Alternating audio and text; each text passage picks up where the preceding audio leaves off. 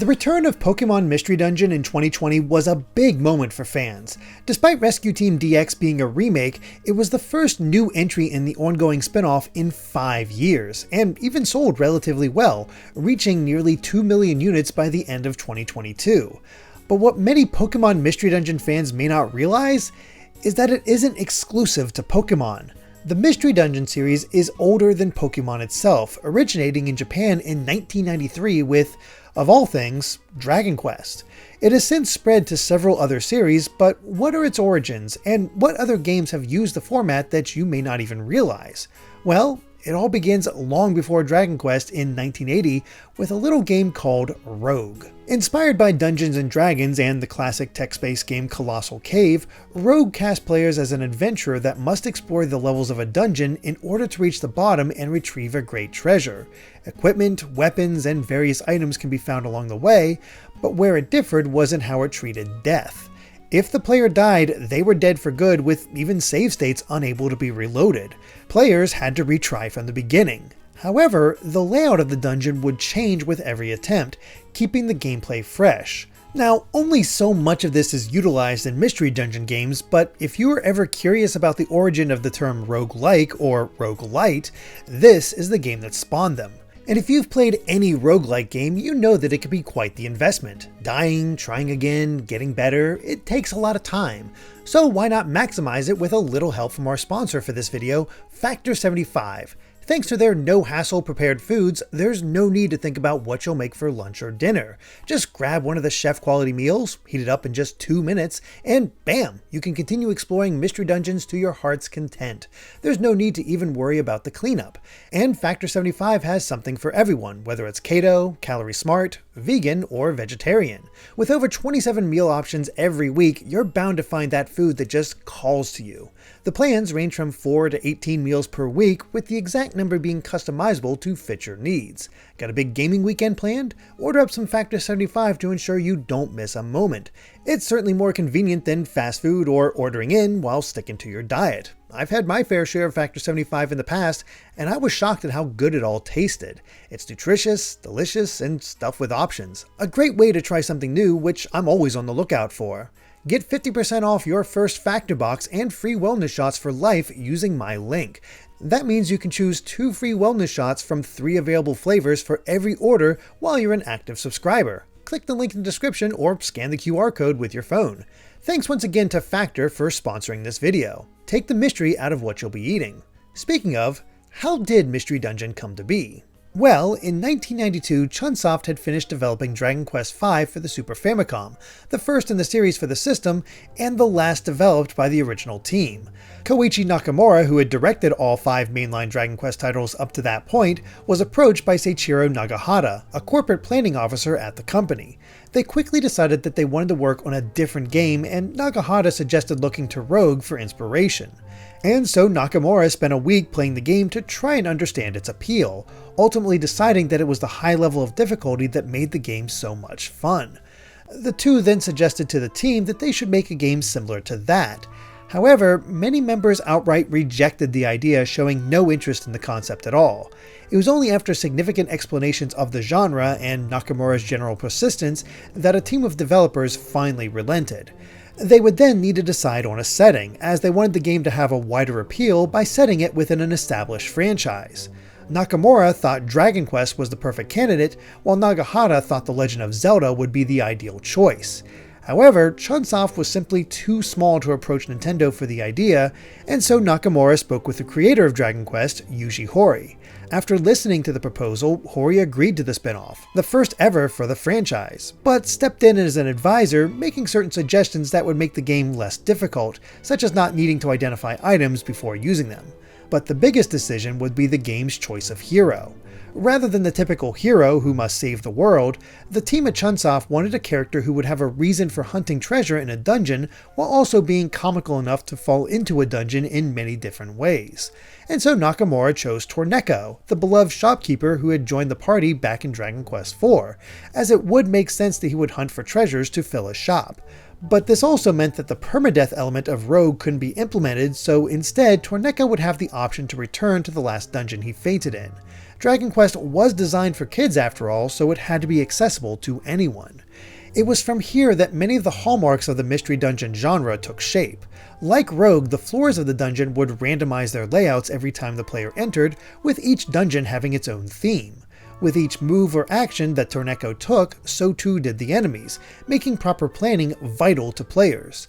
Systems were also put in place so that players had to not only pay attention to Torneko's status, but keep him moving through each dungeon so he couldn't simply grind the earlier, easier floors.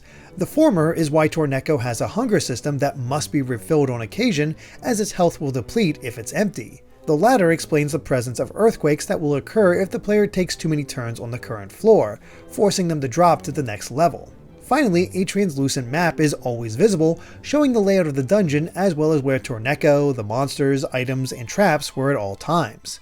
After completing a set of floors, Torneko could return to his shop and sell the extra items he acquired and use those funds to improve the store. He could also choose to equip the items he found rather than sell them, with the sword and shield reflected on his sprite. But his ultimate goal was to find the box of happiness somewhere within the titular mystery dungeon. Otherwise, all the Dragon Quest mainstays were present, with Koichi Sugiyama composing the soundtrack, while Akira Toriyama provided artwork to the developers depicting the monsters from different angles. After all, the monsters had only ever been shown from the front up until this point. While it only saw a modest critical reception, Torneko's Great Adventure Mystery Dungeon would go on to sell over 800,000 copies in its lifetime in Japan. It's considered the first real success to translate the roguelike formula to consoles. But the game was never released in the West, which partly explains why so few people knew about Mystery Dungeon before Pokémon. In fact, Pokémon Mystery Dungeon was the first game in the subseries that Europe ever got. Meanwhile, North America wouldn't get one until Chocobo's Dungeon 2, a spin-off of the Final Fantasy series. What should be noted though is that Chunsoft, now Spike Chunsoft, owns the rights to the Mystery Dungeon moniker, with every game being developed by them or at least licensing the title to another developer. But this was the series that, at least for a time in Japan, became synonymous with Chunsoft, as the developer either released visual novels or Mystery Dungeon games. And despite Torneko's Great Adventure receiving sequels in the future, their next game was entirely original, Shiren the Wanderer. Though amusingly, it was called Mystery Dungeon 2 in Japan to help with its branding. Shiren the Wanderer focuses on the titular Ronin who's on a quest to find the land of the Golden Condor. This takes him through 30 floors representing forests, mountains, and caves, with the goal of making it through all 30 floors in one run. And while some elements are the same as Torneko's game, there were additions to help make it feel more unique. This included the addition of a party of 3 other characters that would join Shiren, and the introduction of warehouses. While Shiren gains levels as he traverses the dungeon, those levels aren't permanent. If he dies, then he goes back to level 1. Instead, the game is much more reliant on upgrading items and leaving them in warehouses to be used later. However, the items are only ever in the warehouse where they were left, so some might be inclined to backtrack and leave especially good items early in the run to make the next one easier. It becomes a question of whether players should forge ahead to try to get as far as they can, or take their time to make sure Shiren's equipment is as powerful as possible. While the game is easy to understand as Torneko's Great Adventure, it is far more difficult. Not only does Shiren have limited inventory space, but items don't respawn until a new run has begun. It is designed for the player to die and repeatedly have to try, giving it more hardcore appeal. But it still had some roots in Dragon Quest as Koichi Sugiyama returned as composer, giving the soundtrack more Japanese flair than the typical Western-inspired one from Dragon Quest. Despite the Super Nintendo version never coming to the West, Shiren the Wanderer would eventually get a DS remake that introduced players to Shiren in 2008. But there were far more Shiren titles that were released in Japan before the series finally came to the West. This includes games on the Satellaview, Game Boy, Nintendo 64, Game Boy Color, Dreamcast, and Game Boy Advance. Thankfully, after Shiren the Wanderer's DS debut in the West, the series released more consistently in North America. Less so for Europe, which has only received 3 of the 11 Shiren titles. But it would be Chocobo's Mysterious Dungeon that would be the first in the series licensed to another publisher and not developed by Chunsoft itself. However, Koichi Nakamura would still serve as the game's producer. Notably, this was also the Chocobo's first spin-off, something that continued on far beyond the Mystery Dungeon series. In terms of being a Mystery Dungeon game though, it kept to the formula quite closely, though with the appropriate additions that make it feel like Final Fantasy. There's an active time bar, and while the player doesn't have to wait for it, premature attacks do have less power and accuracy. Spells and summons from the series are available as well, though the story is kept lighthearted and humorous, with many of the CG cutscenes punctuating this. Perhaps what it's best remembered for, though, is its soundtrack, as it contained a number of remixes from earlier Final Fantasy games. It was composed by Masashi Hamauzu, who still works at Square today, and notably crafted much of the music in Final Fantasy X, 13, and even 7 Rebirth. Otherwise, Chocobo's Mysterious Dungeon contained 3 dungeons, one with only 10 floors, one with 30, and an infinite dungeon that recycled the enemies every 100 floors. Critically, it received similar reviews to most Mystery Dungeon games, with some bemoaning the repetitiveness and others completely sucked into its gameplay loop. Chocobo's Mysterious Dungeon would go on to have a sequel the next year, which did release in North America and served as our first taste of the genre, as I mentioned before. And then there was Final Fantasy Fables Chocobo's Dungeon on the Wii in 2007.